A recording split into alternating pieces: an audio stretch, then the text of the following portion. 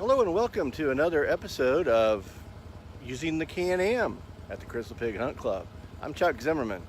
I'm going to be joined with my brother Paul here in a moment. We're going to talk about this Defender we've got out here. This has been an awesome vehicle, and I'll tell you what, we've got, I don't know, at least a half a dozen members of the club who have had a chance to drive and be driven, and I'll tell you what, they're loving it. In fact, I think it might be their favorite vehicle out here. So we're going to talk about it a little bit more, let you know what we think.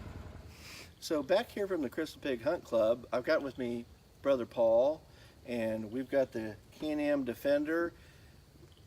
We're nearing the end of the season, so this thing has done yeoman's work out here.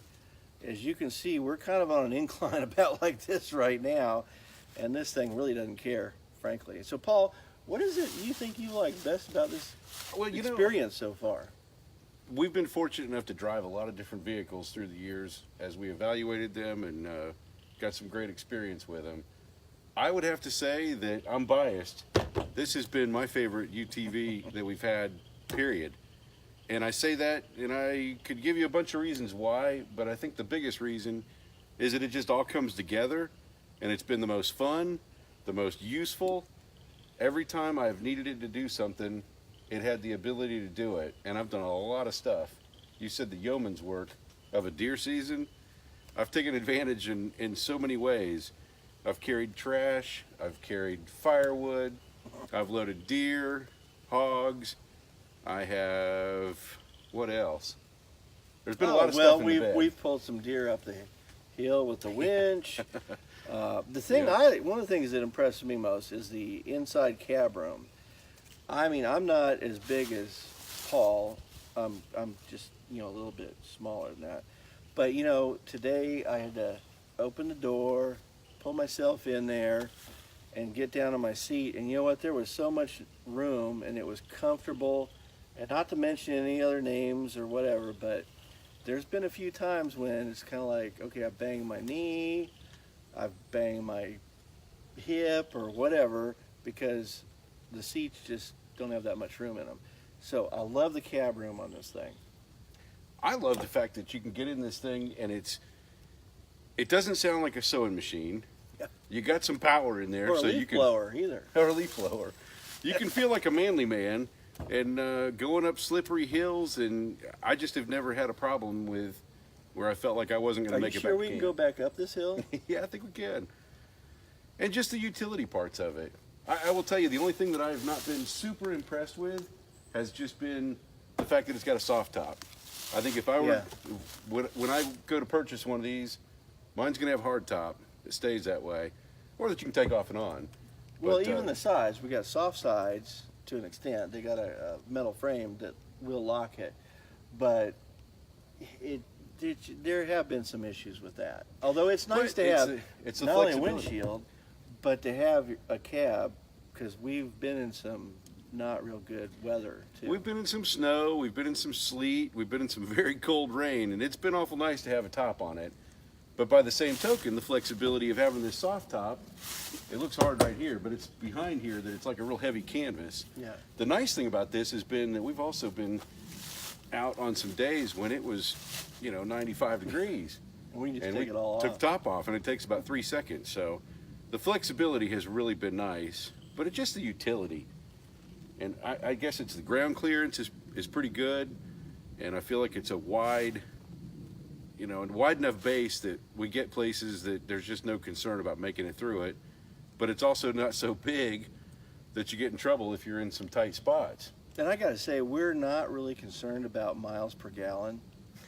I'm just going to say. Yeah, but you know what? You put gas in it, and it doesn't. The gas is there. there. To go for a long time. It runs a lot on a tank of gas. I've been amazed at that. But there are tight spots out there because by definition, the woods are the woods, and there's trees in the forest.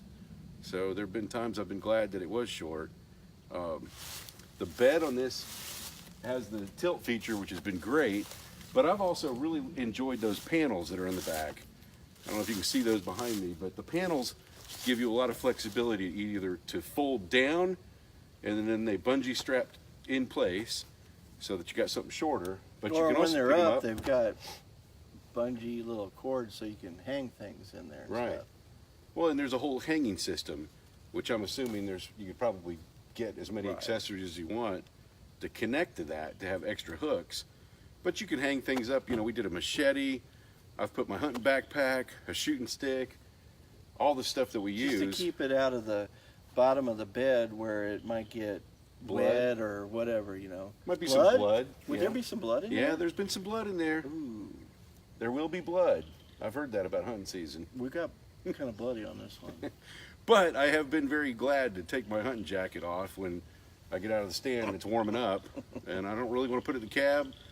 I hang it back there, and it's not getting all over the deer or the hog that's laying back there to bleed on it and get his final revenge on us before we put him in the freezer. Okay, so before we end this session, we're good because this isn't the last one for the season, although we are getting close. But Paul, anything else we might want to point out? Our videographer, who you can't see because he's behind the camera, is Joe. Joe is an iPhoneography expert, as I'm finding out, and he's actually shooting this in a couple different iPhones. Because that's just the way he is. Let's make Joe come over here. Okay, Joe, come on over here. Come on, and show Joe. yourself. Because Joe is a young deer slayer. And I mean to tell you, he has killed some deer. He's made his dad proud, but his brothers too, for that matter, you know. We thought we've killed some deer, but I think we've brought Joe's some young put guys some meat in on the that have freezer. killed a lot of deer. Well, you know, and Chuck mentioned that he's not as big as me, and we know what he's talking about. Joe may be one that could compare to Uncle Chuck, and his Uncle Chuck is a little bigger here, but not much. So I'm proud of Joe. He's had a great deer season. He's been a great hunting camp partner, and he gets it. He knows how to get things done without being asked. So great stuff being out in the woods with family and Absolutely. turning boys into men. And no, I'm not talking about the group that croons. I'm talking about real men. All right, becoming so boys. we're going to have more to come. Thank you so much for watching. Hope you enjoyed it. Hope you get something out of this. Let us know. Message us, whether it's on YouTube, Facebook, any social media that we get this out on. Appreciate your comments and feedback. So from the Crystal Pig Hunt Club, Good hunting. yep,